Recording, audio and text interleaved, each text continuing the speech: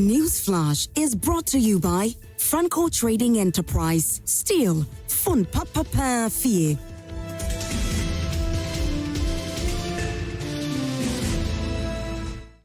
Hi there, warm welcome back here on the show. This is Prime Morning, and it's time for us to get into News Flash. It's proudly brought to you by Franco Trading Enterprise. Still, phones Papa here, and it's a reason you want to buy from Franco Trading Enterprise. We guarantee you quality, and it's what everybody has been talking about. Now, walk into any of our branches with your chest high and purchase from us, because you know definitely you're getting the best of quality whenever you walk into our branches. Now, we have got for you television screens, that large ones that you can actually put in your living rooms and your bedrooms as well.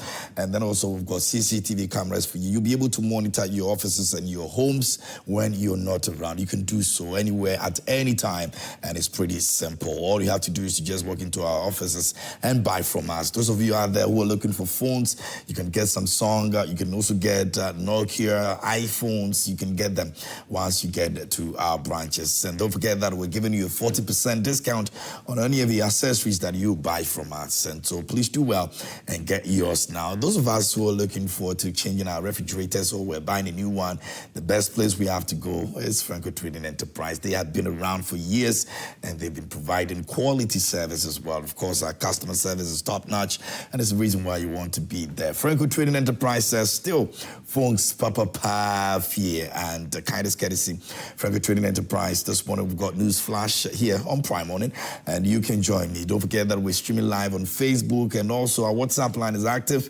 You can send your messages over there, and you can also do so on Facebook. Once you get there, you can like the page, share it to your friends out there. We're also on X as well, and you can let all your family and friends be part of this very big family. And of course, it's very, very simple for you to do so. First of all, we're taking a look at two major issues. Don't forget, the former finance minister has returned to the country. Now we're going to be looking at what actually happens in the course of a week, but we also have the issues of Galamsey to talk about. Now, the Honorable Minister for Lands and Resources has gone to Parliament, and before Parliament has actually indicated that 44 of our forest reserves are all in danger. Now, 9 of them have been completely taken over by illegal miners. And Honorable Bua spoke about the fact that the government is committed into ensuring that these very reserves that we've lost are actually taken back at any cost. And so we're going to be looking at that conversation this morning here on the show.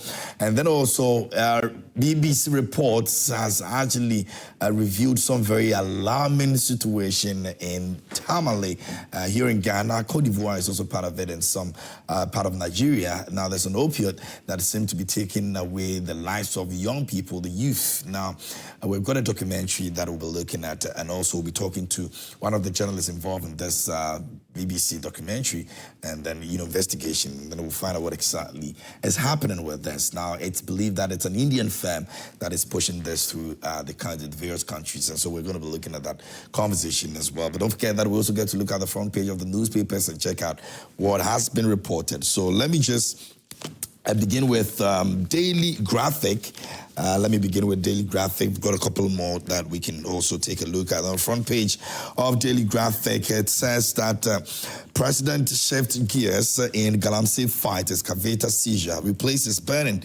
And that's on the front page of the Daily Graphic. We've got the President, His Excellency John Dramani Mahama, in a handshake with Reverend Dr. Dogbe, the chairman of the Christian Council of Ghana. 2025 Junior Graphic National Essay Competition has been launched as well. And government should not entirely fund education. Stakeholders at National Education Forum also speak on that. Decade of irregularities in public institutions, 99.57 billion Ghana cedis lost to state. That's on the front page of the Daily Graphic. A big story over there you can check out when you grab a copy of the Daily Graphic this morning. Away from that, government won't sell ECG. Minister says so. And GIS intercepts cocoa beans concealed in gallons at the Hither border. That's Avihavi. Okay, Avihavi border. Okay, that's captured by Daily Graphic. So this is the back page of Daily Graphic. Now let's get to Ghanaian Times. Ghanaian Times says, funding educational infrastructure, we must not rely solely on Get Fund. Administrator says so.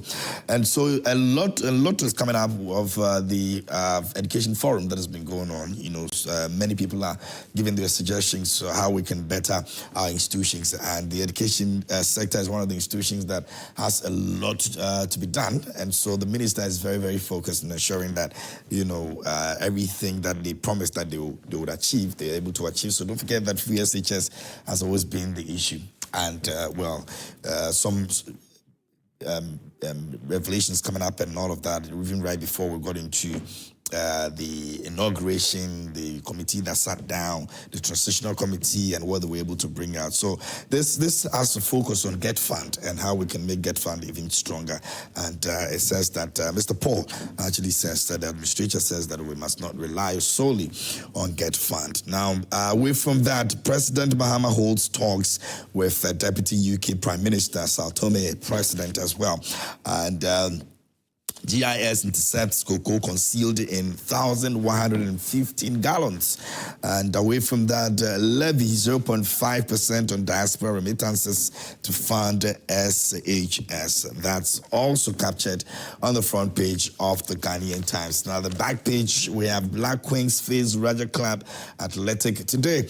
And MTN FA Cup, Golden kick out Hearts of Folk. And so that's what the details is on with regards to the MTN FA Cup as well. So if you're a football fan and you love women football as well, you might be looking out for the Black Queens as they face Raja Club Athletic today. We wish them the very best, and I've always said that I support them fully. I love what they do. They're doing pretty well for themselves, and we should put some attention over there as well.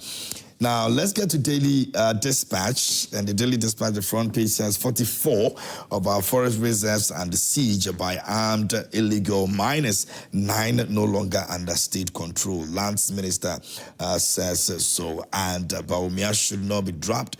Kufuor and Akufo-Addo did not win in their first attempt. NPP MP says so. And there's also some story inside the page 11 in the Rajakpa Palace that you can read about. I think the focus has been put on there, and so you can also read on that as well. And the back page, it says that over 600,000 Ghana cats remain unclaimed. And I says so. Nearly 345 million Ghana cedis saved through first phase of nationwide payroll monitoring exercise. That's also captured in the Daily Dispatch. You can read about that as well. Now, let's go to the Ghanaian Publisher. On the front page, it says NIB on rampage goes after NPP bigwigs. And within that, Mohammed's Education Forum employed to mutilate free SHS in Team Forjo says so. And that's the former Deputy Minister of Education speaking on that issue as well. Now, SML sues Manasseh for defamation, demands 21 million Ghana cedis damages. And Nilante heads Akufo-Addo's drip, and away from that, 1.3 billion Ghana cedis NPA embezzlement hoax. That's also captured by the Ghanaian Publisher. And VRA ladies retirees pledge support for new acting CEO. That's also reported by the Ghanaian Publisher today. All right, so that's the Ghanaian Publisher this morning. But of course, we'd like to put our attention on some of the stories that have come up, and this one that has to do with the free SHS, which Team Forjo is speaking about. And it says the former Deputy Minister of Education has slammed the upcoming National Education Forum as a wasteful and a manipulative scheme by President Mohammed's administration. Now, Reverend John Team Forjo accused the government of using the forum as a smoke screen to dismantle the free senior high school policy and backtrack on the key campaign pledges. Now, speaking on Channel 1 TV last week, Honorable Team Forjo warned that the forum launched on February 18 in Ho and conclude with the validation conference in Accra on February 27-28 is a calculated move to erode the foundations of free SHS. He predicted that the event outcomes would be rigged to reintroduce a cut-off system previously barring around 150,000 students from secondary education and impose fees for elite students, sidelining less privileged ones in top-tier schools. And he quoting, says the forum is nothing but an avenue to mutilate free SHS and abandon Mohammed's own promises, forge your charge, calling it an unjustifiable drain on Ghana's resources. All right, so that's the issue of free SHS and the forum that has been going on for some time now. Now, let's take a look at another issue, which is the NIB issue. So that's also in page 2 that you can read about when you get a copy of the Ghanaian Publisher. It says NIB on rampage goes after NPP bigwigs. Now, it says that at least 2 public office holders in the former New Patriotic Party administration were arrested over the weekend by operatives of the National Intelligence Bureau, NIB, in connection with the botched $2 million US dollars SkyTrain deal. Now, the former chairman, the Public Procurement Authority Board, Professor Christopher Ameokumfi, was taken into custody by the NIB at Kawukudi near Nima, the Greater Accra region. Now, Professor Ameokumfi, who previously served as Minister of Education, was reportedly apprehended by NIB officials, but no official statement has been released regarding the reasons for his arrest.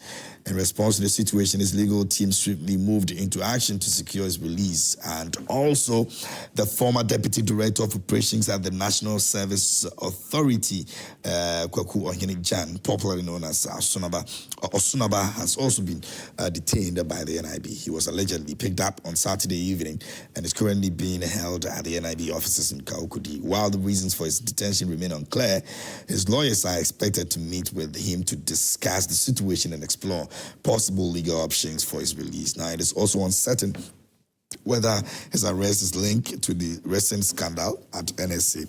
And as though that is not enough, the Bono Regional Chairman of the New Patriotic Party, NPP, Kwame Bafo, popularly known as Abronya DC, has also been detained by the police. And it goes on to say he has been charged on 2 counts of publication of false news and offensive conduct conducive to breaches of the peace. And Bafo had alleged on radio that former President John Dramani Mahama was involved in the coup plot.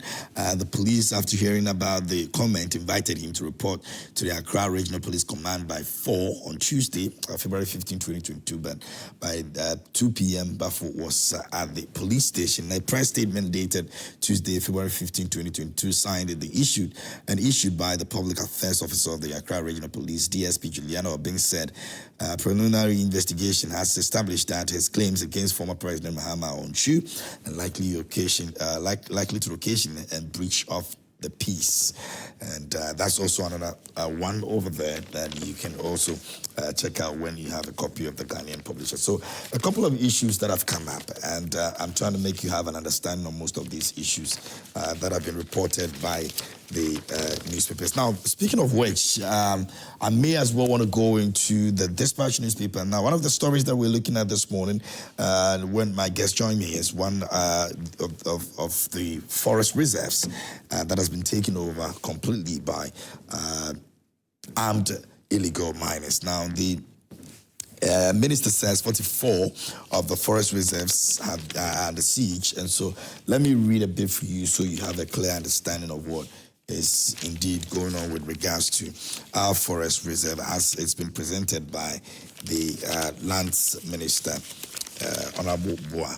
And so let me find that and read some of the report with regards to that, and then you can have a better understanding of the issue.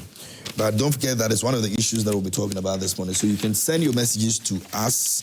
Let us know what you think about it, and share your thoughts on that issue. Okay, so here it is. Now, it says the Minister of Lands and Natural Resources, Emmanuel Amakofibua, has disclosed that 44 of the country's forest reserves are under severe threat from heavily armed illegal small-scale miners, commonly known as Galamsey operators. Now, he explained that forest guards and the Forestry Commission's rapid response team are unable to confront these miners effectively because they lack the advanced weaponry the Galamsey operators possess. Addressing the parliament, the minister highlighted the growing concern, stating Ghana's forests are facing serious threats of deforestation and degradation due to well-known factors. Now, the country is experiencing an unprecedented assault on its forest resources and water bodies, largely driven by illegal mining activities. He warned that the situation has escalated into a national emergency with severe security and public health implications requiring urgent intervention. Now, it says, Mr. Speaker, I quote, "It would interest you to know that out of the 288 forest reserves, hoping 44 of these forest reserves are under serious attack by the illegal miners. They are heavily armed with sophisticated weapons and very violent, with a large number of excavators, making it extremely difficult for a forest guard and rapid response to control them, since they have no such sophisticated weapons to control them," he stated. That the minister also further revealed that in more than 9 of these affected reserves, illegal miners have completely taken over, preventing the Forestry Commission officials from accessing the area. So that's how serious this situation is right now. 44 are under siege, but out of the 44, 9 of them have completely been taken over by these people. And you already know the challenge that we are facing with this whole illegal mining already. I mean, the water bodies that have been polluted and all of that. So, yes, that's one of the issues that we'll be talking about this morning here on the show. But we're going to take a quick breather. When I come back, we'll be waiting for your messages and also your contributions this morning here on the show. Do stay.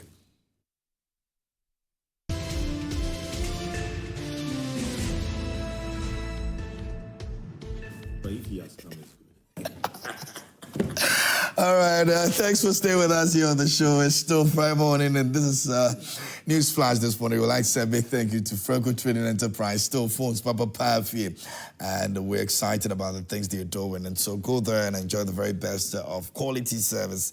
And we're giving you refrigerators, we've got phones, we've got televisions, we've also got CCTV cameras that you can buy from us. Any home appliances that you're looking for, once you get to Sh00t Trading Enterprise, trust me, they're the best that you can actually get. Don't forget that we're giving you 40% discount on any accessory that you buy from us. So do well and come get yours from Sh00t Trading Enterprise. Sh00t Trading Enterprise says still phones, Papa Fee, and we're super excited about all the great things that they're doing. So just go there and grab yours. This morning, we're taking a look at about 2 major issues that I've actually enumerated earlier, and some stories that have come out of those stories. Now, the president has also spoken about the issue of Galamsey and what they want to do with the excavators. Now, he says that they shouldn't ban them, but they should rather be seizing the excavators. We're going to be looking at that conversation here on the show. But don't forget that the Honorable Minister for Lands has also gone to the floor of Parliament to let them know the situation with regards to these forests that we have. About 44 of them, 9 of them have been completely taken over. In the studio, I have got my guest seated, Yaw Sarpong is here with me this morning. He's a political assistant to Alan and Movement for Change, and he's already a family here, so it's good to see him this morning. Bro, good morning, how are you doing? Good morning, good to see you. How was your weekend? You had a good weekend? Yes, at least I was able to go to church. I visited one of our churches, at least but it's been a packed weekend, and it's going to be a very packed week also, but I know, it's for God, man, and country. Very important. We have to do our best. Yeah. But so far, so good. So far, so good. God has been kind. It's you can't a domini experience. I do the experience, but let me put this into a general perspective. What do you make of what we've been able to achieve ever since we had our inauguration in terms of President Mahama's, administration till now? Yes, my brother, I first of all, I say good morning to your viewers and your production team. I would say that JDM, there's His Excellency John Dramani Mahama, has tried as much as he can to be able to meet the promises that he made to Ghanaians.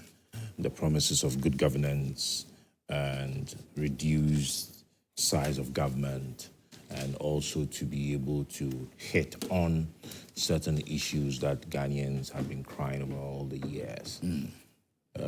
So far, so good. His appointment has been good. I believe that he's put his very best foot out. I mean, if you look at the various appointees, from the Ministry of Finance, Trade and Industry, to Agriculture, to, Science and Environment, to Education, those major all of those sectors major sectors have a lot of issues. has very experienced hands, who have been there before, foreign affairs and, all of that. I think that so far, so good. His appointment has been very good. But one thing I have always said, and I would always say, is that he should not be tied down by the pressure that we're going to give him. He has a responsibility and an obligation to meet.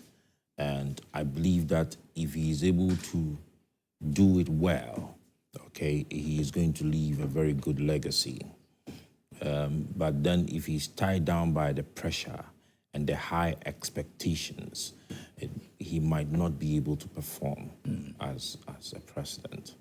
I believe that he should be more focused in ensuring that the ordinary citizen, at the end of the day, can have food to eat, can have water to drink, can have good education, good health care, can have good infrastructure. At the end of the day, that very Ghanaian should have the best of welfare, okay?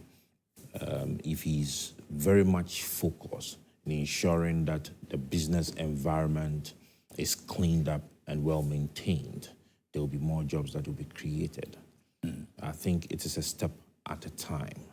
And once he agrees in himself that he's moving a step at a time, things are going to be done. Unfortunately, the thing is, he doesn't have that time. He has 4 years. A lot of us believe now because he has 4 years. He has 4 years. What does he want? What does he want to be remembered for? He has 4 years. I think, you see, one thing that we should know that is that if you are a manager of an organization, you should have a goal. When you have left today, what do you want to be remembered for?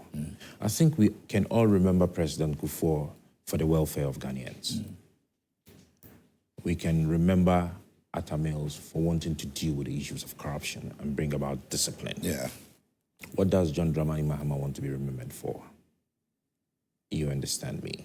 So if today people are saying that Sh00t should be remembered for the infrastructure of Ghana, if people are saying that Osajifo, Dr. Kwame Nkrumah, should be remembered for the industrialization of this country, what does JDM want to be remembered for? If he takes his 24-hour economy as his main agenda, how does he plant the foot of the 24-hour economy? He might not be able to achieve it, but when he has set the ball rolling, when everything that needs to be done in order to achieve the 24-hour economy is well done, he would be remembered for it. We remember Solomon in the Bible for building the temple, but we remember David, his father, for putting down the land and the resources that was needed to be used for the building of the temple. So what do you want to be remembered for? If the youth of today would wake up as the old men of tomorrow, would the name of JDM be mentioned? Would it be mentioned for infrastructure? Would it be mentioned for industrialization? Would it be mentioned for job creation? What would the name of JDM be remembered for? What is the cry of Ghanaians? What did he tell us? You understand? But what I'm cautioning is against the rush as per the high expectations of Ghanaians. Of course, we voted for him massively, unprecedented. Yeah. Why? Because we thought and we think he can do better. And so there's that high expectation. But if he is able to touch on the basic elements, he would definitely remain. I mean, I'll give you an example, like what happened with the labor unions. When you went to meet them and the increment was 10%? Yeah. Now, did you ever think that the labor would have accepted a 10% rise? People were expecting some noise about it because yesterday was 25%. A whole lot of hurrah balloons. Today is 10%. Why did they agree to the 10%? Because they are looking at the situation in which the country finds itself. The current economic status or state that we find ourselves in. And so if they want the nation to move forward, it means they have to soften their stance. It means they themselves would have to tighten their belts and agree. You understand? Yeah. So we are human beings, we are Ghanaians. We have high expectations, but if he makes us to understand the situations we find ourselves and where he wants to take us and how he is taking us there, I think that in as much as we want things done, we would also be able to soften our stance and agree with him once he's going on that tangent that is good and acceptable by all. Very well. Now, speaking about that, one of the issues that have come up with regards to taking over government and loss of jobs and all of that, let's go to NIP. There's something over there that we received yesterday, and this is from the CEO to the HR officer, and it's dated 21st of February 2025, and the subject says temporal suspension of staff. And it says, following extensive follow-ups to resolve the issues related to the employment of existing staff, it has been determined that the complexity and the legal implications of these issues prevent us from using operational funds to pay monthly staff allowances. Now, management has been instructed to adhere strictly to due process in regularizing staff employment matters to prevent further legal complications, and it goes on to say, as a result, effective after the close of work today, all staff are instructed not to report to work starting Monday 24th February 2025 until these issues are fully resolved. Once the matters are adequately addressed, the management may call upon specific staff whose services will be required to resume work. Additionally, all staff who are in possession of any property belonging to NIP are required to hand them over to the HR officer on or before close of work on Tuesday, 25th of February 2025. Failure to do so will be considered as deliberate stealing of such item. Now, your cooperation and understanding in this matter are highly appreciated. Thank you. And this is the National Entrepreneurship and Innovation Program, the office of that place now. Everybody has to just go home. Yes. Kofi is my brother. I think he's what is it? Eric J. Yeah. Yeah, I call him Kofi. Oh, you call him he's a brother, and I sympathize with the many staff that would have to go home. If you read, or if I did understand the letter, the wordings of the letter that he issued. This is actually supposed to be an internal memo anyway. But I mean, it's found itself out there. Right? The staff themselves decided to put it up on social media. And I asked myself when they put it up there, I was like, is that what is going to resolve the matter?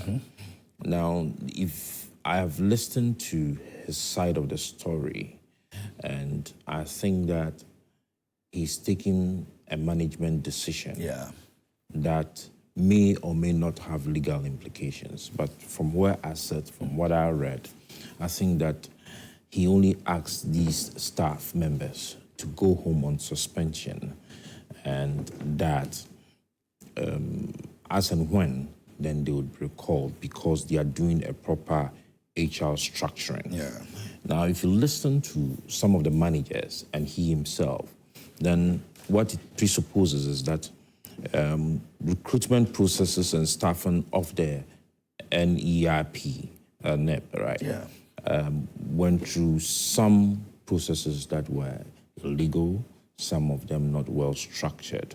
Now, you earn your salary, you pay Senate, the company pays Senate, they pay other taxes, and you have your appointment letter, you have the do's and the don'ts of the organizations, you have your benefits that you earn, and all of that.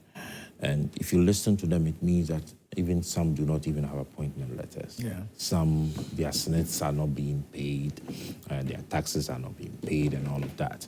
So he does not want to compound the problems that they are facing as an organization.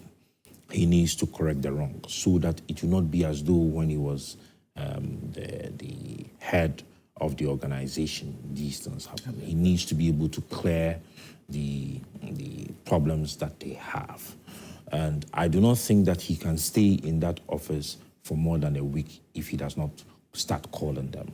And so he definitely has to go through that pressure with his HR department and his legal team, if he's got one, to be able to process properly all the recruitment processes that they underwent, the organization that we went through from 2017 up until now. And in my view, if you ask me, if what they are saying is true, then it is for the benefit of the staffs themselves. So let's assume you work at the place the entire of your life, okay, and you go on retirement, thinking that your Senate is being paid, thinking that other welfares are being paid, thinking that you have some investments being made by the organization on your behalf elsewhere, only for you to wake up after 60 years of your life and then you walk into Senate and they tell you they don't know you. In as much That'll be heartbreaking. That will be heartbreaking. What are you going to live on? So I think that if there are challenges there, that he thinks that the staff cannot be there whilst he undergoes that managerial change of operations. Some few days being home whilst that process is going on does not change anything. All we would need to tell him is that he should be fast about whatever processes that is being undertaken. And those that he has to call should be very snappy. I do not foresee that he's going to lay off the entire staff members of NEP just to... I think that has been the issue. No. There are some that are definitely qualified to be there. There are some that has what it takes to be in the position in which they are.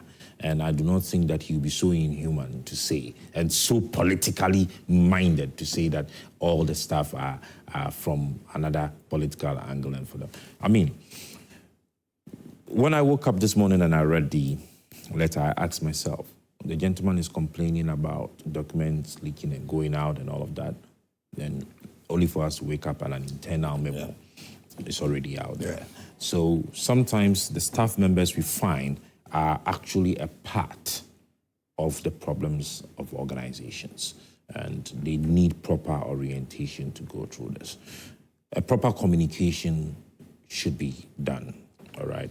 Maybe that is where I would say, I don't know what the channels were, but during decisions like this, I think that probably a proper staff debate could have been held in the various regions. I mean, if it's an hour or two with the staff members, just to explain to them that these are the challenges we have seen as management. These are the troubles. We do not want to wake up tomorrow and Senate or other state agencies that are supposed to be in charge of your welfare would come to arrest me, that as the head of the organizations, we are not doing A, B, C, D. We want to clean up the mess. And so just give us a day, 2 or 3, and that we will start calling you by the merits, by the qualifications you have, and by proper procedure.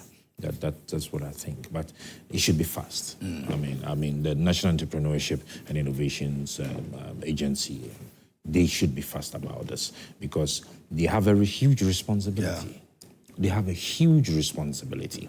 They have a responsibility of nurturing the young ones. They have a responsibility of bringing about innovations. They have a responsibility of growing and mentoring entrepreneurs and giving them that start point all right?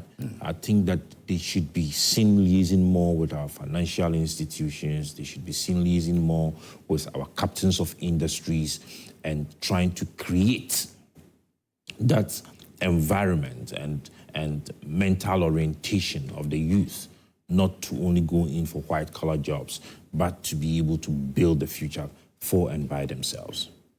Very well. You can also join us with your thoughts this morning. Send us your messages. Our WhatsApp line is active. We're streaming live on Facebook.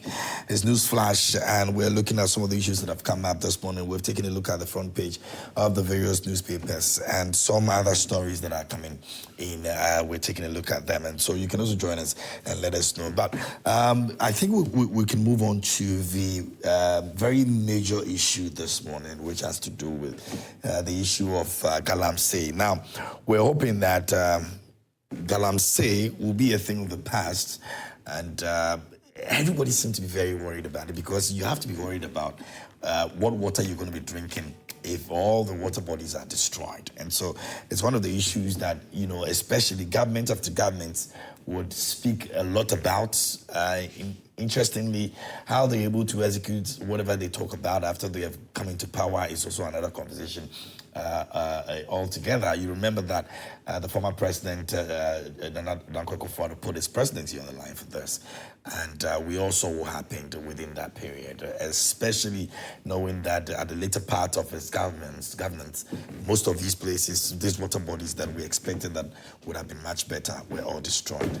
And moving on and taking on the baton, the president has also been speaking about it. In fact, it was part of their campaign. And he spoke about it a couple of days ago, I think over the weekend. He says that he's looking for a strategy to deal with the Galamsey issue. And one of the strategies they're going to be looking at is that they're going to be seizing the excavators instead of burning them. Remember that at the point we have some of the excavators burnt and all of that. But he says that he has asked them to actually seize the excavators and not burn them. But before we get to his take on that, let's look at what the Honourable Minister put on the floor of Parliament. It says that we've got about 44 of our reserves, our forest reserves, totally not ours, but those are ones that can be reclaimed. And 9 of them have totally been taken over by these people, and so it's a very serious issue that he has to deal with. Galamsey, can it ever get better? Can we wake up one day? When I heard him say this on the floor of Parliament, I laughed. That was so funny, especially when he made mention that 9 of them are totally out of hands, and we can't do anything about that. So I wanted a definition of what he meant by reclaim. Is it reclaim as in it can't come back to being a forest again, or reclaim as in it is no longer ours, but rather taken over by these illegal miners? He spoke about the weapons that they are using, that even those who have to combat them from weapons, governments do not have those weapons. Yep. That should not. I mean, I respect him. I respect the work they have done. And I do not think that I have the capacity to be able to criticize their work. But as an ordinary Ghanaian, if you come to tell me that these Galamseyers have so much taken over 9 of our forest reserves that we do not have the capacity to flush them, and I'm choosing my words carefully, to flush them out, then we should be careful as a nation. It means that our security, our safety is not indeed secured. And that is what it is. With all our military, with our police, and you tell us that Galamseyers have taken over 9 forest reserves, so much completely that we cannot even have access into these forests. They shouldn't be telling us this. Our safety is in their hands. And if some irresponsible people, selfish and greedy people decide to destroy our forests, to kill our brothers and our sisters, and we say they have taken over completely. So what happens if there is an invasion in this country? Means our military, our police cannot take action? Is that what the lands minister is telling us? Has he indeed spoken to the defense minister and the interior minister, and they have said that they do not have the capacity? I have stated on a number of platforms that in dealing with this issue of Galamsey, is a matter of shoot to kill. If they are destroying our water bodies and our mothers are dying, we are giving birth to deformed children. If we cannot have enough water to drink, I do not think that if we declare a shoot to kill, any international organization can have the nerves to come and tell us that it is against human rights. Some will believe that it's a harsh approach. Lawyer Kwame Janto has also made this statement before, and people feel that we are drinking. Ghana Water Corporation Company Limited tells us that to have clean water, they have to use 6-7 times the chemicals. And it is as a result of these Galamsey activities. And to that extent has an effect, even when they have gotten that clean water, because of the quantity of the chemicals used. It's in itself poisonous to our human nature. So we should let some 500 people somewhere kill 35 million Ghanaians. Are we being responsible here?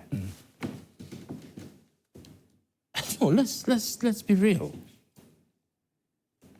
I don't know if, tell me, if the lady around the Sh00t region, Konongo, wherever, who woke up, the pregnant woman who woke up from her bed to go and use the lavatory in her house, the compound house, that broke in and died, if she were the sister of any of these Galamseyers, would they be happy about it? Bro, if we want to deal with this matter of Galamsey, the first step is that the president should declare shoot to kill. If they see anybody within those areas, they need not ask questions. They should declare all those areas a security zone. It will be enough to make these people stay away from the land. No, you see, because you already you come with weapons. You don't massage them. And these people, you see, the last time I saw this documentary about these Chinese guys, okay, let me kind of intro. There was a time I was driving. You have come from your country. You want to come and break road regulations in my country. A Chinese man. And then you would park your car, roll down, and want to. No. No, because if I am not even able to drive in your country, I do not see why you should be allowed here. Yeah. Yes, there are diplomacies and other things. Let's leave that to those people. They are in here to destroy our land, our property, and we are talking about diplomacy. What has happened to somebody who says he's going to clear a portion of some land and use it for real estate?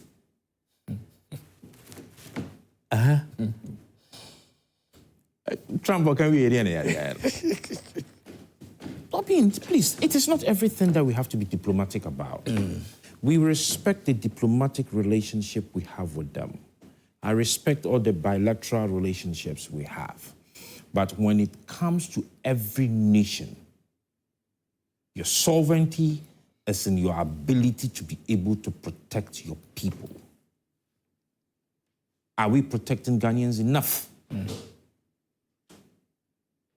You think that those our brothers and sisters in these smaller towns have the capacity, have the money, have the connections to be able to get those weapons into these forests? Is that the lies you are telling yourself in your head? AK-47. Nope. All your suit and everything. You don't even know where they sell an ammunition. And they come from these small villages and they are able to purchase weapons powerful enough that our minister comes to tell us that they've taken our... Let them fly around the area. Just one time. Let them... Oh, they declare that place security zone.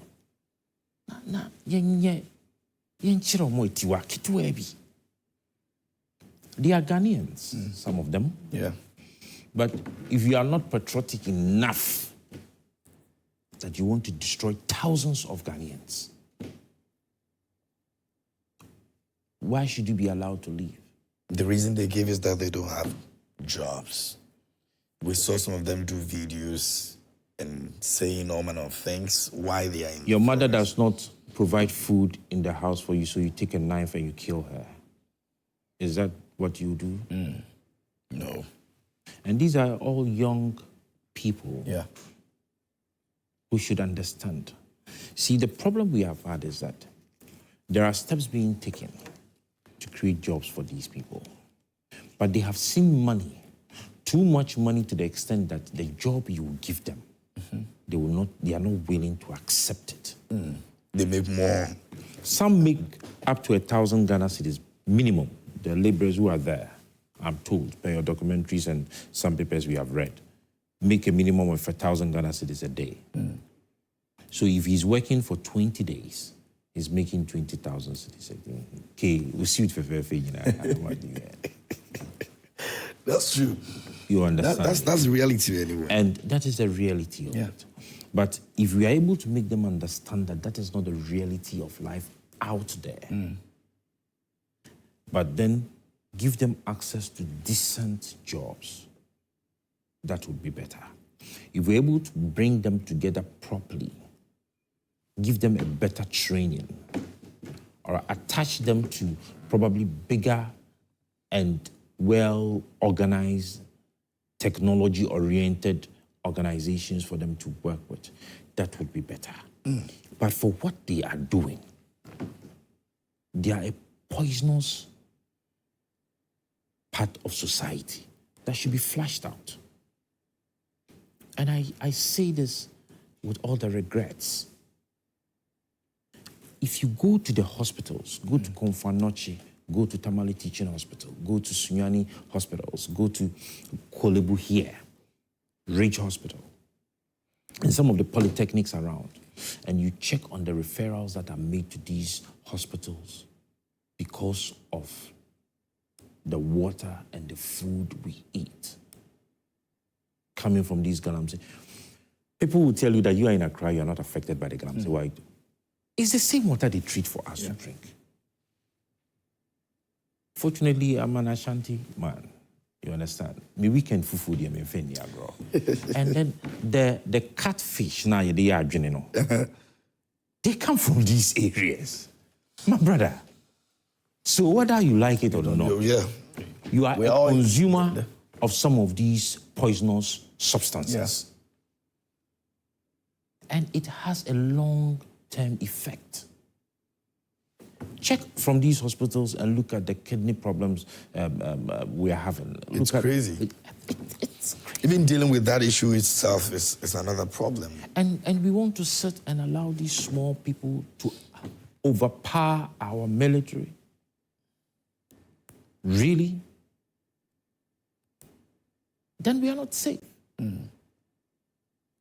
If the 9, I am told, when I read his thing, he says about 72, the size of it, he was trying to break it down for us to understand. There's about 72 of stadiums put together. And our military cannot protect us from these people. And not to cut, in his own words, he says they are heavily armed with sophisticated weapons and very violent. No, so my question... With a large number of excavators, making it extremely difficult for a forest guard. My question... No, we are not talking about forest guards. So maybe that's the stage we are right now. These forest guards are not armed. These people. No, they are not armed. This is a national security matter. So we have to move it beyond the guards. You think we haven't gotten where we have to move beyond that? So what then are we waiting for if this is where we... This is a question we should ask them. That is a question we should ask the Minister for Lands. That is a question we should be asking the Defense Minister. That is a question we should be asking the Interior Minister. There should be a joint force. These 3 ministries would have to come together and agree on an operation to undertake. And well-meaning Ghanaians, some of whom are lawyers, some of whom are chiefs, some of whom are religious leaders, are saying that we need to flush out these people. You think that it was easy for Lawyer Jantua to come and sit on the national television and say you should declare a shoot to kill? You think that I am excited to sit here and say that they should shoot to kill? Let them drop about 10 of them dead now and see if they will not move out of the forest. These are not people we should pamper. These are criminals. These are deadly people.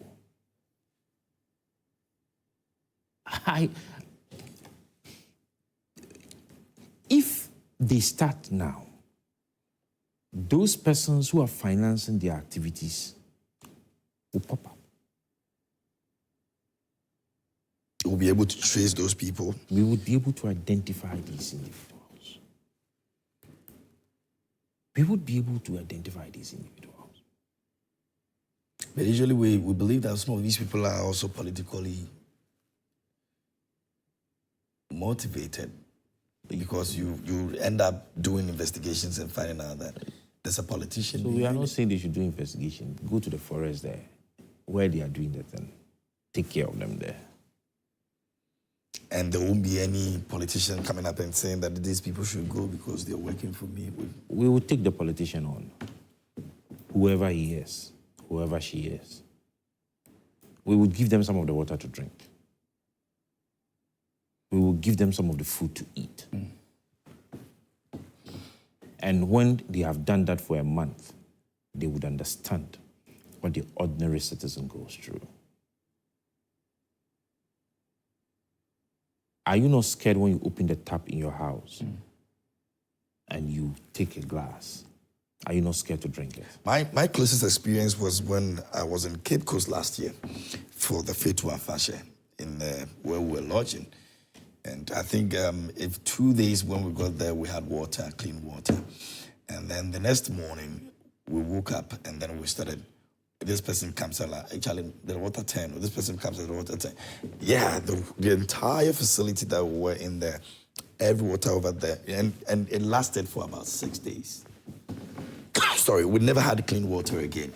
And the people who caused it are somewhere because they have the money to be able to import water. Those businessmen, those politicians, let's not limit it to politicians. Those businessmen, those investors, and those politicians, they have enough money to import water, to drink. Yeah. They have enough money to import food, to eat. Myself and you, ordinary Ghanaian whose average salary is not beyond 3,000 Ghana cedis, does not have what it takes. Now it is dangerous to even drink sachet water. Yeah, not even safe.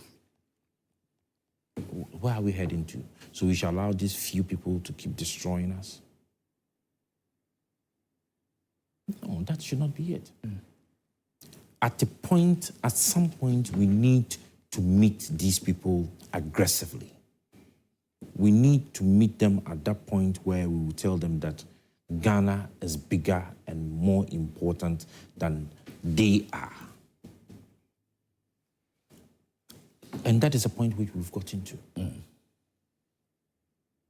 We've gotten to the point that we need, if we have to move, higher military for no more than you. The big men, the majors have all developed pot belly. Well, they have to only issue commands, and the young ones. We would take them. We would help them to move there. We are taking people for peacekeeping in other countries. Who told you that the Galamsey is not a war? The Galamsey is a war. It's a war against Ghanaian population. It's a war against your future, my future. Probably we were not taking it serious. To get to a point that it would even affect our ability to be able to produce. To get to a point we can't impregnate our wives again. Because you would be scared. Or she gets pregnant, she gives birth, and the child is deformed. So you better will not even get her pregnant. And I do not see. You see, and I think that the pressure that came up in the last 2 quarters of the year, I think 2024, that pressure on government is reduced. And we need to go back to it. We need to bring the pressure to fighting Galamsey again. You know, when COVID came, the fight on cholera all went silent. And because of the activities of COVID, people washing their hands here and trying to keep clean, the numbers reduced. Have you looked at the numbers again? Yeah, it's up now. You understand? Some death recorded. So if we go to sleep on any issue, we would wake up tomorrow and it would quadruple. We'll come back to the solutions and the strategies. Maybe I'll get a few messages and then we'll come back to what the president intends to do. Now, the conversation has come up in terms of how to deal with the excavators. And remember that last year, 2 years back, we had most of these excavators, bent on the spot. And some concerns were raised that why would we even ban the excavators when we can use them for something else or we can seize them. Others also argue that if we seize them, it will go into the wrong hands again. They will come back to the sites where these illegal miners are. And so the best option was to ban them so that the people also feel the pain when these excavators are bent. We'll look at that. I'll take another thought on that. But let me get a few messages from our viewers and then we'll move on. This one says, good morning, KMJ. When you come to Hunter West, police and some guys are wearing Hawk Security Services uniforms patrol on Galamsey sites for money. Any Galamsey operator who fails to their terms and conditions faces their fury. Okay. Let me go to our Konsi Gariba from Tamalin. It says, good morning, KMJ. Why is it that President Mahama and the NDC are not interested in banning the all mining agenda they push in an opposition? Dishonesty and wickedness will destroy this country. Okay. Good morning, KMJ. With the issue of Galamsey, it will never come to an end until we put politics aside. The NDC in opposition was sometimes encouraging people to do Galamsey, and now in power, how then do we combat it? I will plead with all political parties to put the politics aside in the interest of protecting forest, land, and water bodies to save lives. Now, I was saddened with the minister's statement. He's in government and must use all the necessary apparatus of the state to take over the 9 forest reserves he thinks can be taken back. Thanks. All right. Thanks for sending your messages to us as well. Good morning, KMJ. Mesa Majid from the Cham, Toronto, and it says, Galamsey on our water bodies is not the best, and I support your panel member. We should deal with these, with those mining on our bodies. It will be good initiative if we declare Galamsey on our water bodies as a security zone. My regards to the grassroots messiah, Honorable Ishaq Dauda, popularly known as Olman in the Sh00t South constituency. Okay. Let me read this one over here. It says, good morning, Joy Prime. Please tell Chairperson of Electoral Commission and her deputies to pay us our money. Imagine since 7th December 2024 is almost 3 months and we have not received our money. The way they are treating us is unfair.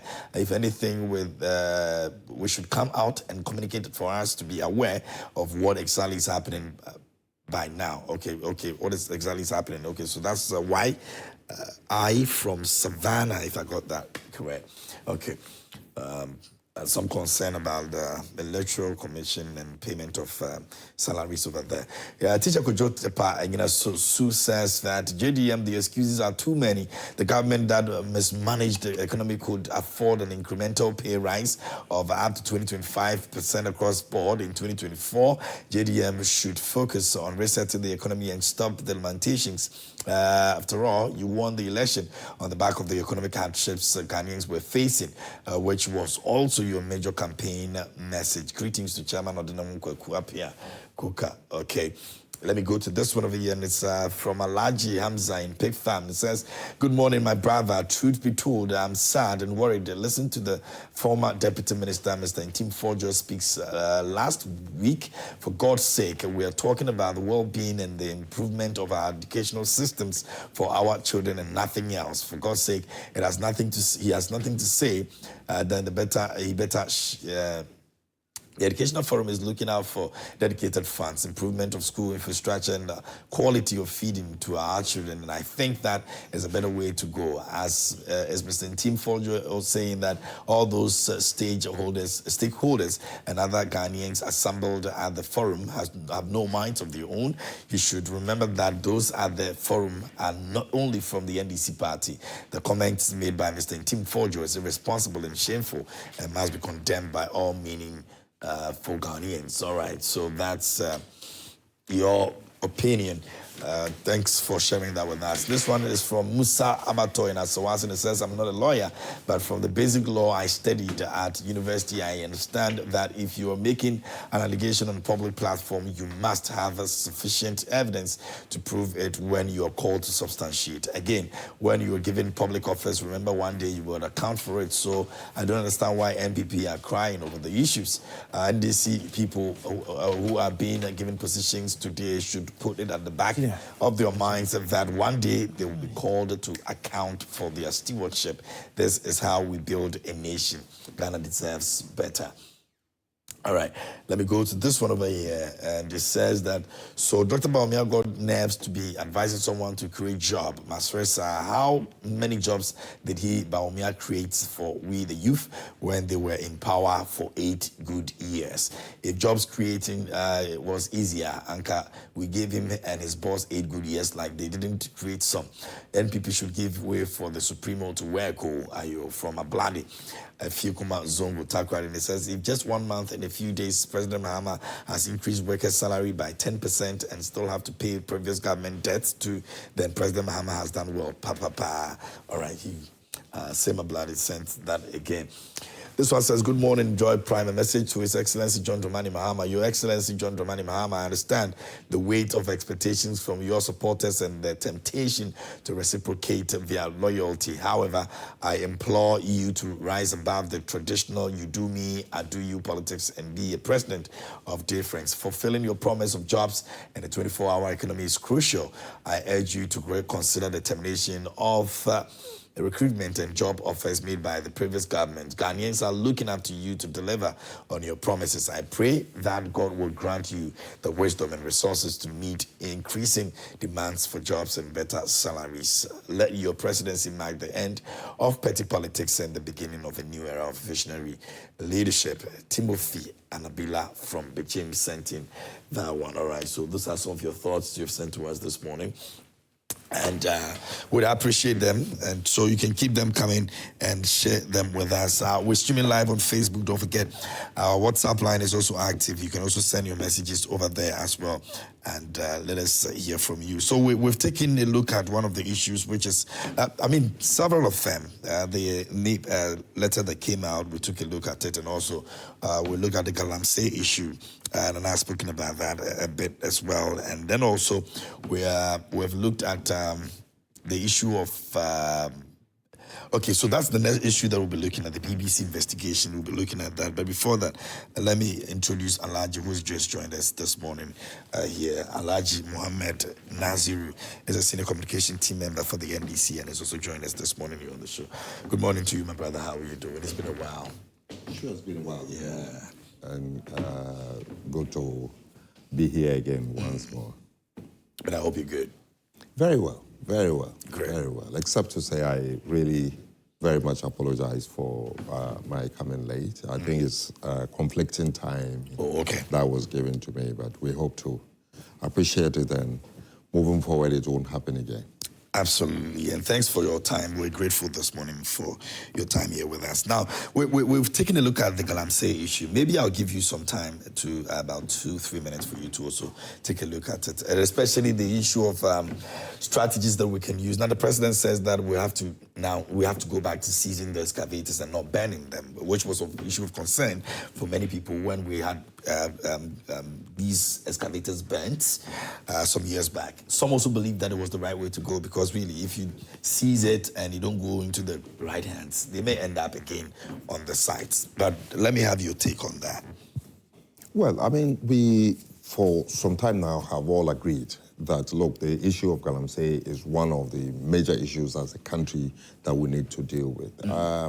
Whatever the approach, the end result should be that we are able to curtail it, we're able to manage it, and if possible, eradicate the entire concept of Galamsey and illegal mining in general, to ensure that we save our water bodies, to ensure that we get value for money for the resources that God has bequeathed to the country with. So for me, the issue of whether you burn the excavators or you seize them does not necessarily come in. I want to see Galamsey totally, absolutely controlled.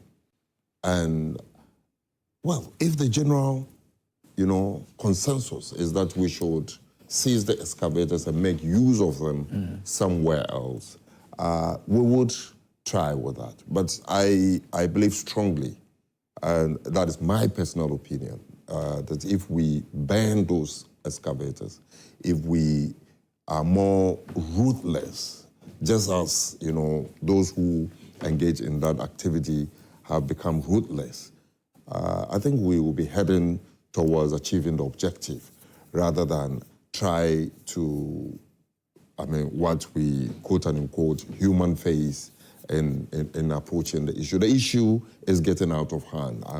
Reports that indicates that even the Forestry Commission have no-go zone since the Galamseyers have taken over. And these are forest reserves that, have, critical... 44 of them. 44. So it tells As for 9, you can't even do anything. Try anything. That is how serious the issues are. And so for us to continue talking about whether to ban or not to ban or just to seize them, my position is that fine, if this is the approach, then we should also be working towards ensuring that, look, there is a clear-cut procedure put in place. Whose hands are these going once they are seized? Immediately it is seized, it is being put to another use that is equally important in nation building, and not to play to the gallery so that we would have another stories of the Ezra government where excavators ended up in private hands and people were making money out of it. This is something unacceptable. This is not what we intend to get. We need to continue the fight against Galamsey. And the fight against Galamsey can only succeed if we have the, locals themselves helping in achieving that objective. And that's one of the difficult aspects of it, because these locals seem to believe they're also making money or enjoying from the loots or whatever it is these people make from these illegal mining. Because if my son goes for Galamsey and comes back with about 2,000 Ghana cedis a day, and I've got siblings, I've got, his siblings are there, he will feed them. I've got family that I can also take maybe 500 from him and pass it on to another person. Obviously, trying to actually say, I'm going to fight against this will be difficult. Very difficult in the sense that I think it is only Galamsey that has succeeded in reducing the rural-urban migration. I mean, now they believe they can just stay where they are. And people are even moving back from Accra and Kumasi and Takoradi to go and be part of this activity, and it is gaining traction among the youth and many the locals who hitherto would have been living in Accra or other major city. So collectively, I mean, I think the support that we saw the media gave the K1ll administration, the support that we saw the citizens, I mean, civil society organization, I think we need to regroup, have confidence in the Excellency John Dramani Mahama and the processes he's put in place. One major thing that I see, I mean, coming with the presidency of John Dramani Mahama is his decision to also look at Galamsey from the point of view of the fact that the mining sector in itself has two major areas. If you take the upscale mining activity, then you go straight down to the downstream when we don't have a middle player of a sort who would, because if you look at the laws and the LIs that governs, what do you call it? The mining activities. Mining activities, you would realize that from those who are doing it on industrial basis, you don't have the ones that could, you know, still apply some mechanisms, still apply some engineering, and still not be upskilled, so that they play the middle role between the big players like the Obuasi Goldfields, and then you come down to the, you know, downstream players to also mitigate and ensure that, yes, people can go into some industrial activity, but it is not in the large scale. I think that is what John Dramani Mahama has said he is going to also try to see if we can use to mitigate the situation. And we hope and pray that those even practicing in the activity themselves will come to the realization that the damage they are causing to the environment is so severe and needs something to be done about it. And collectively, we agree how to move forward. We need to benefit from our natural resources, but not this way. Very well. Thank you very much, Alhaji. Now, maybe quickly, we're going to move on to the next conversation, but and then if I can give you just 1 minute to deal with the issue of the excavators and seizing them, banning them. I've never been in support of the excavators being banned. I believe that once government has been able to seize these excavators, we need these excavators to work. And so once we seize them, we confiscate. We take it to the areas where they would be needed. There are a lot of rural road networks that needs to be used. We could also just reduce the prices and sell them out to well-established contractors for them to add up to the equipment for them to be used. And then the revenue that we generate would go into other avenues of development. Banning them, I mean, how many have we been able to ban in any way? These are heavy metals. We just pick some parts and then we say we have bent them, and then we take them from the place and they do whatever they want to do. No. Let's take an audit of it. If it's 100, we know it's 100. What can we do with the 100? The government has agencies that would need excavators. Those that are into works and housing, the PWDs. You know, these excavators also help these plantations. We can also liaise with the Ministry of Agriculture. If their departments needs them and they can use, why not? You understand? Banning them, I am not in support of banning them because these are very expensive equipment that in the country in itself need to be able to help in its infrastructural development. All right, so I do not think that we need to ban them. Let's confiscate. let's take a proper audit. You understand me? And then we can make good use of these equipments. Yes. Okay. All right. Thank you very much. Now, let's take our second conversation. I'm going to be speaking to the lawyer that, I beg your pardon, the journalist that actually did this investigation. And it has to do with a new opioid that seemed to be taking over the youth of this country. Now, there were three West African countries that were involved in this investigations. Ghana, Cote d'Ivoire, Nigeria was also in the picture. But in Tamale, it is doing a lot of harm to these young people. So let's take a look at the documentary that I'm talking about. And anything that has the potential of destroying the life and the future of the youth of any country should be seen as a very serious concern. And it's the reason why we're putting our attention on this very new opioid that seems to be taking over the youth. In Tamale, you saw over there what it has done to many of them. In other countries like Cote d'Ivoire and Nigeria, they are also facing the same situation. But let me speak to Yahya Masawudu, who investigated this new opioid and find out exactly how we got here. Yahya, if you can hear me, very good morning to you. PMJ, thank you very much for the opportunity to comment on this issue. Awesome. Thanks for the time. We appreciate you. And you investigated this. Tell us more about this new opioid that seemed to be taking over all these vibrant youth. The documentary investigated a new type of opioid, a new cocktail of opioid that have flooded the streets of West Africa. It's a mix of synthetic opioid called tapentadol.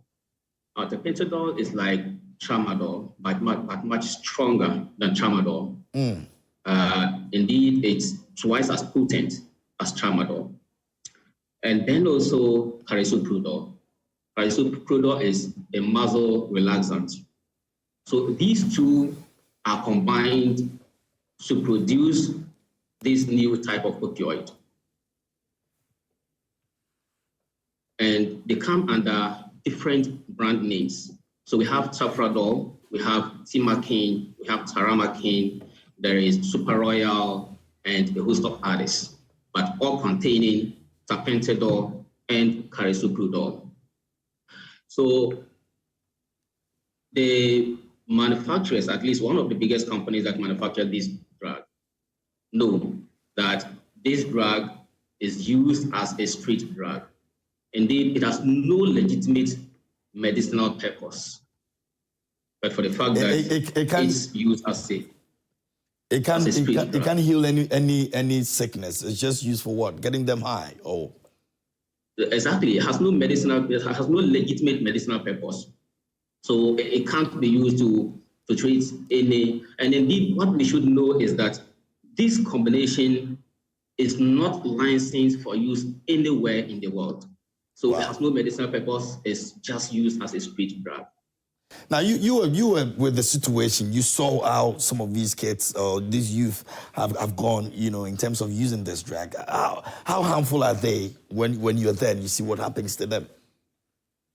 So the drug is capable of, causing a whole lot of conditions. So it can cause nausea, it can cause vomiting, and so on and so forth. Breathing problems and others. And it's so addictive. The other constituent, carisoprodol, is so addictive that it's been banned in the whole of Europe. In the US, it's allowed, but it's highly, highly restricted. So it's so addictive to the extent that people who get hooked up find it difficult to quit. And when they try to quit, they experience withdrawal symptoms such as hallucinations, anxiety, among others. So it's the reason when someone gets hooked up with these drugs, it becomes extremely difficult for them to get out of it.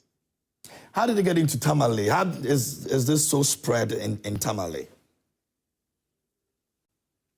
So in the documentary, we have indicated how it gets into Ghana through the ports. Okay. But one other way it gets into the country is through our unapproved borders. So the task force that's working in Tamale on these drugs have a number of times, seized some of these drugs from people who imported them from Ghana's neighboring countries through the unapproved routes. So beyond that, beyond they having all these unapproved routes in getting into the country, what other things are contributing to the abuse of that?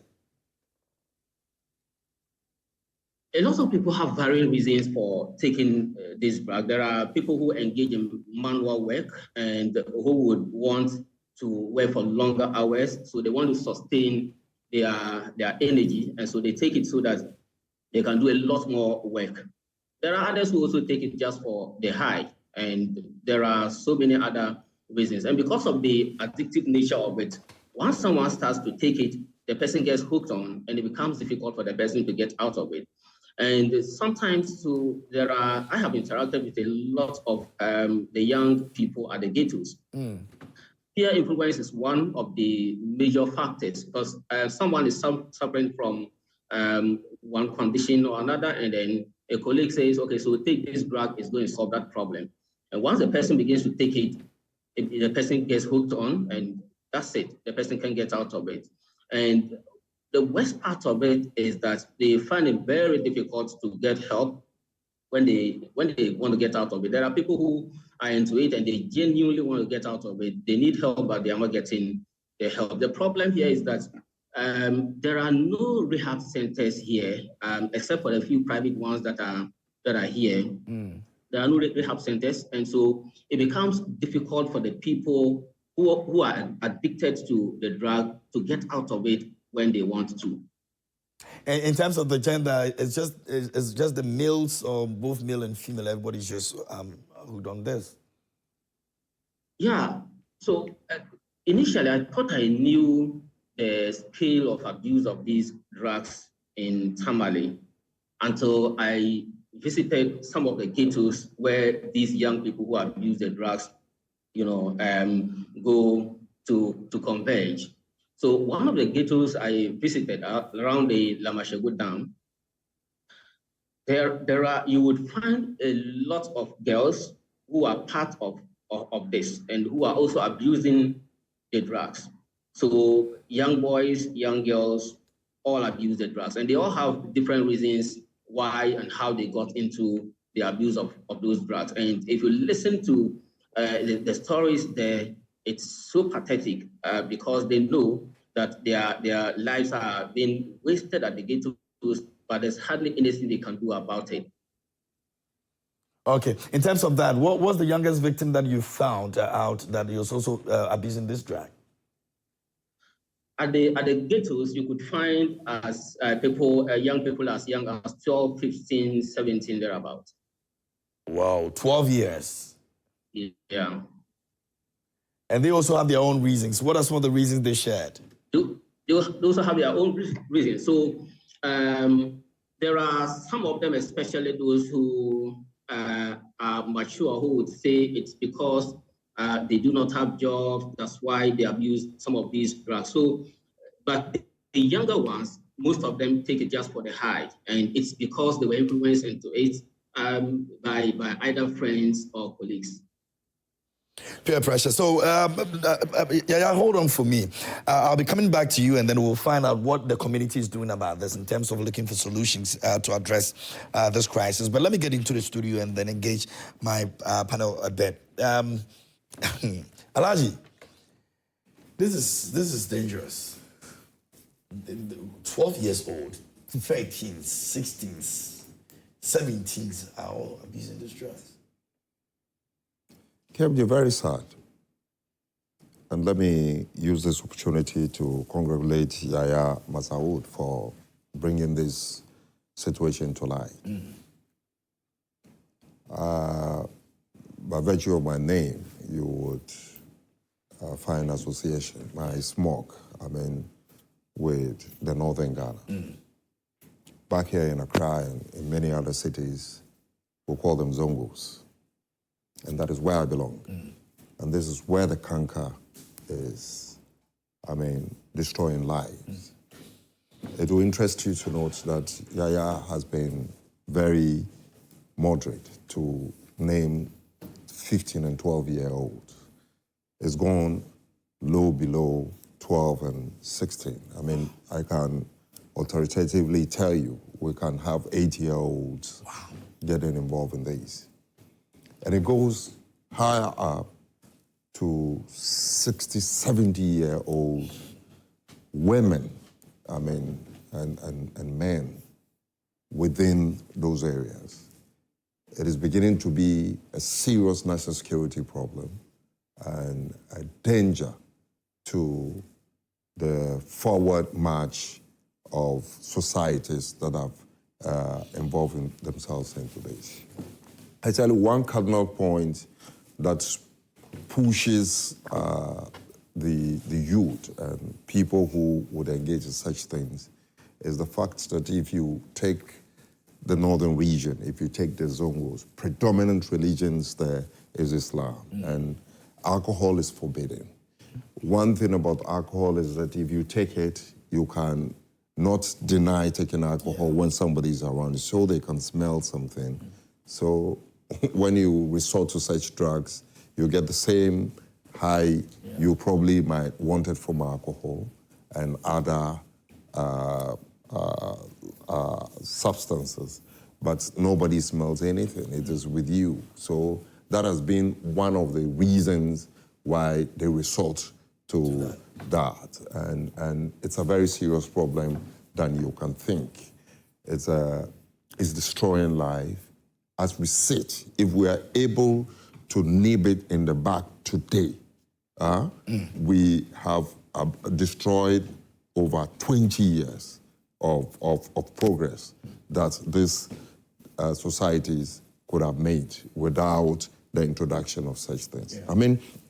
One cardinal thing that I have always seen associated with people getting involved into this is poverty.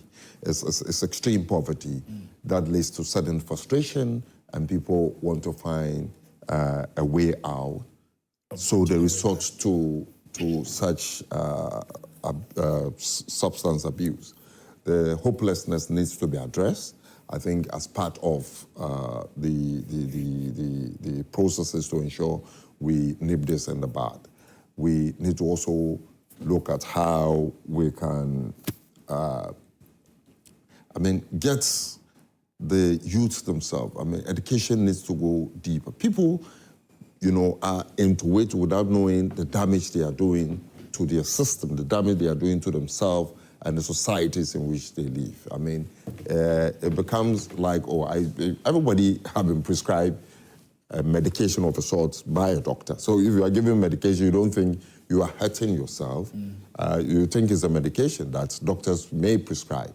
But the damage is doing to the organs of the body, the side effects, which they are not, privy to. They are just taking something that is giving them the high they need, but they don't know what they are doing to their system. Is also a major factor that we need to push if we want to really address this situation, because they are ignorant of what they are doing to themselves. That is where the danger is. The person himself is ignorant and doesn't know the level of damage is causing to himself. It's a serious matter. I want to believe that, let me use this opportunity to say a very big thank you to the former mayor of Tamale, Musa Superior, who really took this matter up, and it led to his removal from office because they built a cartel, and if you want to become an obstacle, they find a way to move you out. Anybody who is taking leadership role in the northern region, in our Zongos, should add this as his plan in order to save an entire generation from getting extinct in our society. And it has effects on our economy, it has effects on our forward march, And for that matter, people should not see it as a matter of tamale or as a matter of the Zangos.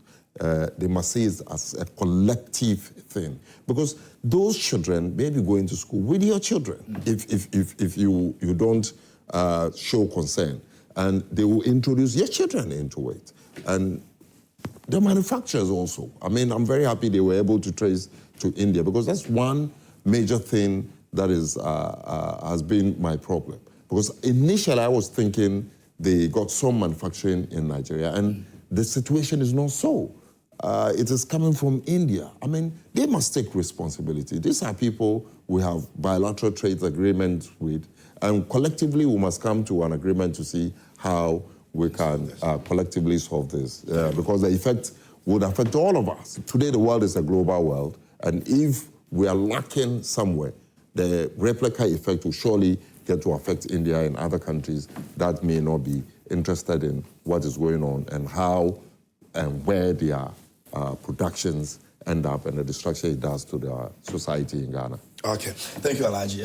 Nana, let me come to you. I was hoping that I could just finish up with and then you have the last words first. If that works with you, that's fine. No, anyhow you want to go about it. But so I just probably would want to I understand that I don't have it yet, so you can please. Oh, okay. I wanted to ask Yaya the involvement of the security agencies, and it was something I wanted to even ask him. We understand that there's a task force. The task force, because Jamal, I'm a Tamale boy, so at least a few faces I saw. The task force is basically the locals. The task force, the locals, all those some of the assumptions.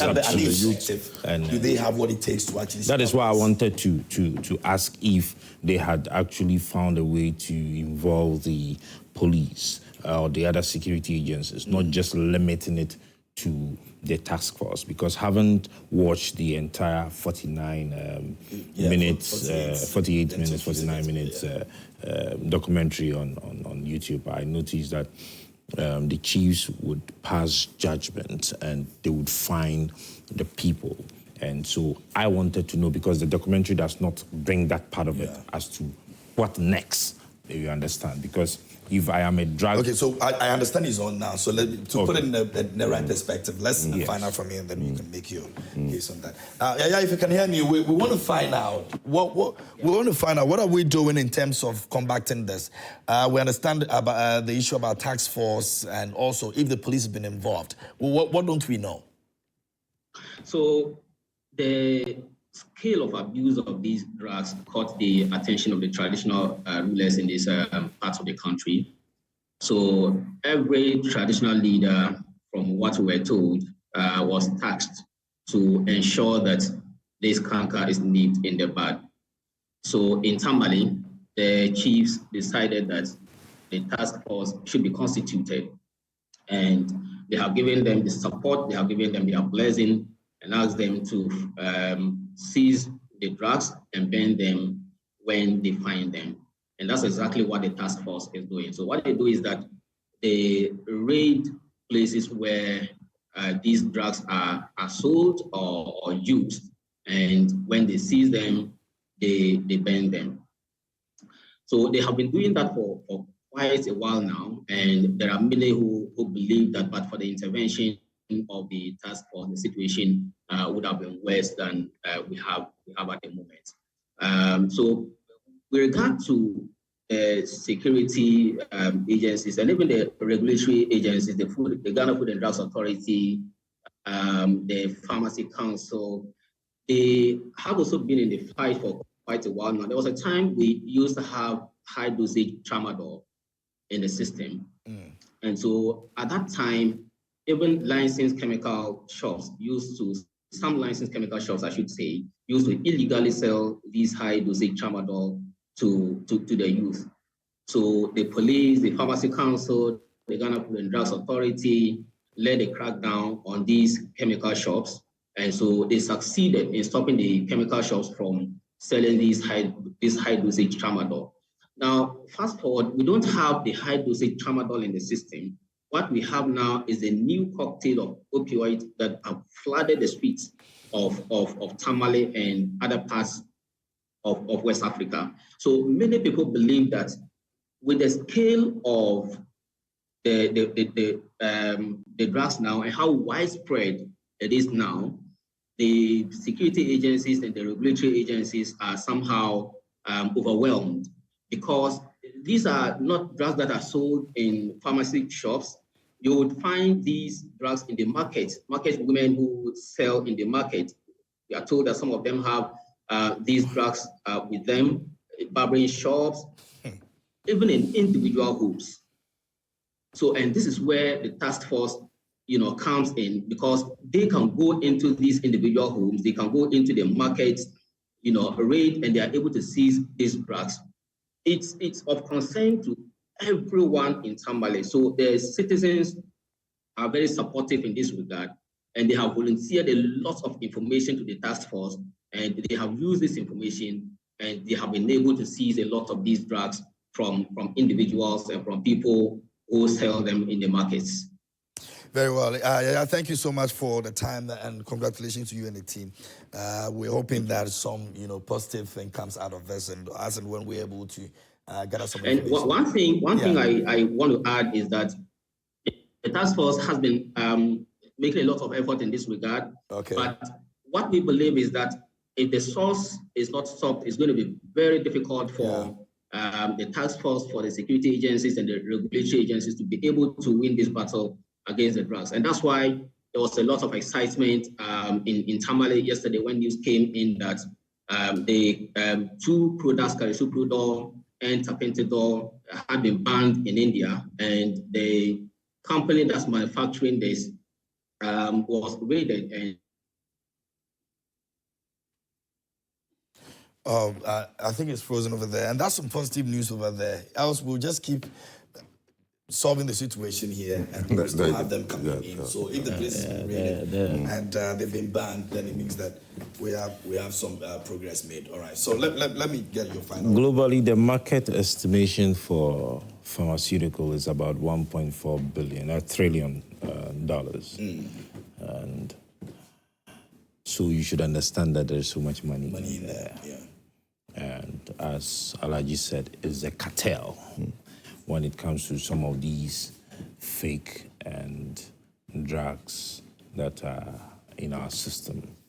You see, but in as much as the task force is doing a good job, of course, which would commend them and congratulate the youth and the leaders of Tamale for their ability to come together and to put in an initiative to fight this by themselves. Because even if we put in all the measures and the society or the community does not come with us and they fight it, we are going to do nothing, But let us look at the source again.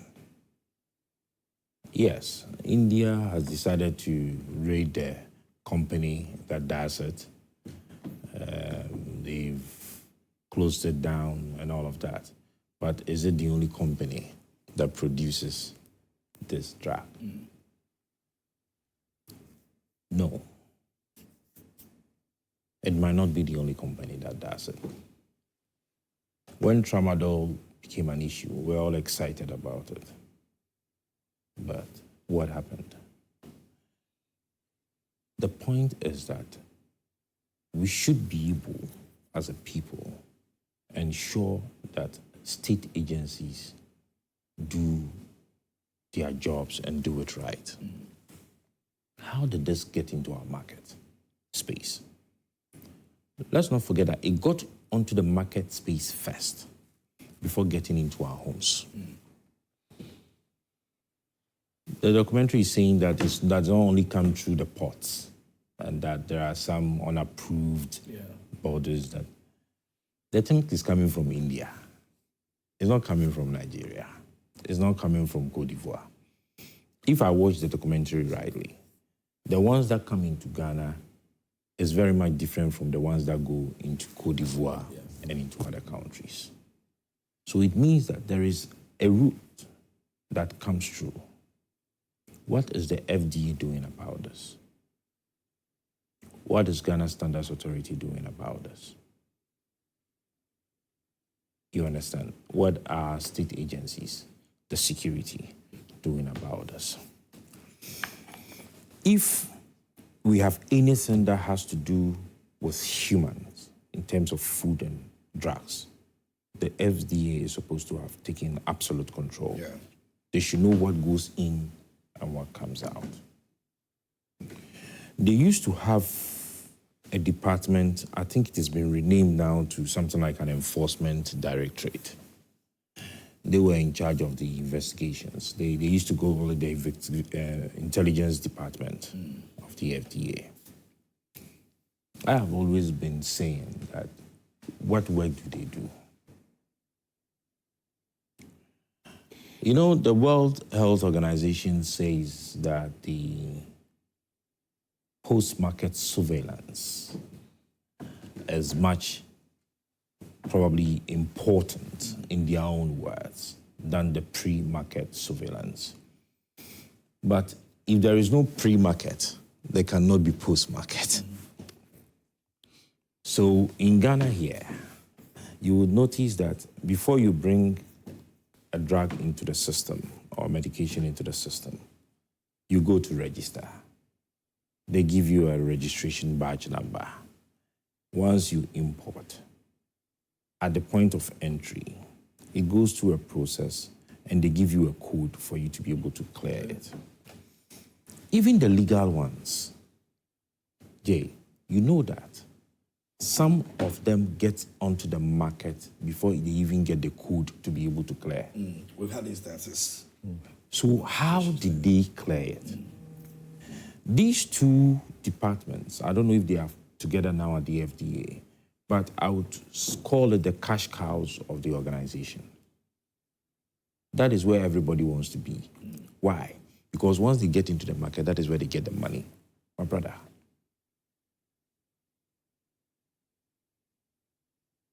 They should be more patriotic. When I saw the documentary this dawn, I was like, persons who are leading these agencies as the FDA should be picked up and answer questions. We cannot say that all of these drugs that we have outside is not only in Tamale. It's just because the operation took place there. It is just because the citizens of Tamale have decided to combat the situation. That is why we are hearing about it. But they cannot tell me that the entire numbers we have come through unapproved routes. What work is the FDA doing about it? Why? They sell them in the markets. All right? They sell them in the markets, in shops. They sell them.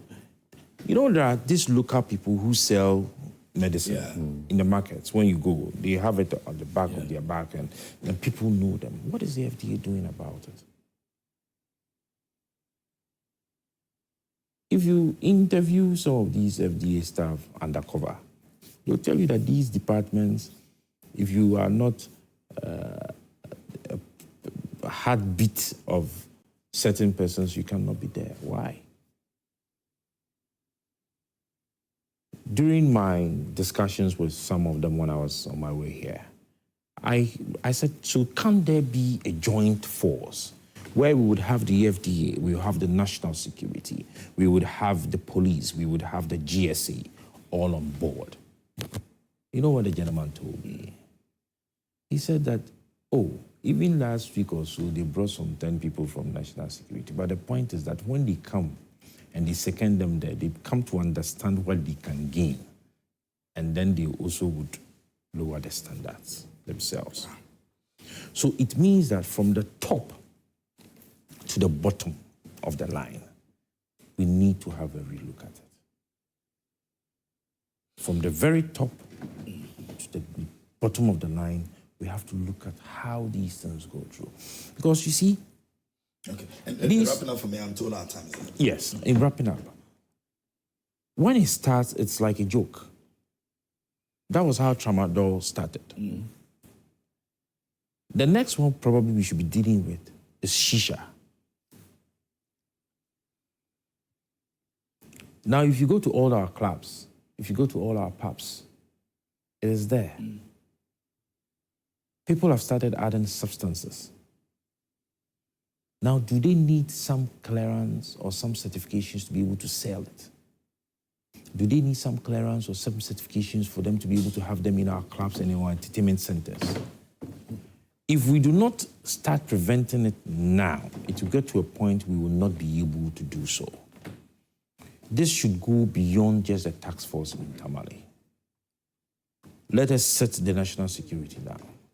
Let us bring in the FDA. Let us really look at their setup and how best to deal with this situation. Because this is money. These people have invested so much and they gain so much that they will not just let go. There is so much money in the sale of fake drugs and these kind of addictive drugs. There's so much money in there. So they will not just let go. So I think that if we want to deal with the situation and deal with the matter once and for all, let's tackle the root source. Okay, thank you very much. Let me take 2 messages and then we're done. This one says, I always thank God Almighty for removing this NPP tricksters. When they were given the opportunity, they employ only their family members to the extent that Anado even employed his former... Charlie, you know that for a fact. Which former concubine are you talking about? Okay, good morning, Joy Prime. Give my number to Yaya Masaud. Give me his number for opioid crisis. I'm in Tamale. Okay, that's something that you want to help us with. Good morning. I'm a Pesika from Adina. How things are going since NDC and JDM assume government? It's only a witch or wizard who say bad things about this government. We are blessed to have His Excellency JDM back to reset Ghana. No room for Jandam. Pesika from Medina sent in that. And then maybe the last one. Okay, this is a very long one. It's a good morning, Joy Prime is Abdul Ganyu. They are just taking advantage of the status of the staff to clear them and bring their own, but NDC will not be in power forever. New permanent staff were under office of the president. The remaining internal staff were awaiting the passage of our act to become permanent. So I think we've used our time this morning and we have to be going. A big thank you to Alaji for coming. Alaji, thank you so much for the time. Thank you for having me. Grateful. But KMG, don't forget that the president himself has told us all that Ghana is a crime scene. And it's a matter that I don't see people taking it up. It's a serious matter that we need to debate what exactly he meant by that, Ghana is a crime scene. Okay. So there are serious issues that we need to start addressing. We'll get there. We'll get there. Nana Yaw Sarpong, thank you so much for the time this morning. Thank you. I really appreciate it. I'm grateful. And let's say a big thank you to Sh00t Trading Enterprise this morning for also making it possible for us to have this conversation. Good morning to you. Corruption in Koforidua, you're doing the watching right now. His name is what? Corruption? Corruption. As is his nickname. Okay, This is a businessman. I don't know how he got the corruption, but probably from the secondary school or something. Yeah. One of those very, very gentleman too. Very, very, very gentleman. I don't know where he got that. Probably he should rename himself anti-corruption. Anti-corruption. That will help. Anyway, there's still more coming up right here on the show. Sh00t is standing by with the latest updates and trends. And a big thank you once again to Sh00t Trading Enterprise. Still, phones Papa here. And please go and get your phones, your refrigerators. Go and get your CCTV cameras, your televisions. And don't forget, we're giving you a 40% discount on all the accessories that you buy from us. All right? So let's make it happen. Go there and grab quality. That's what we're saying.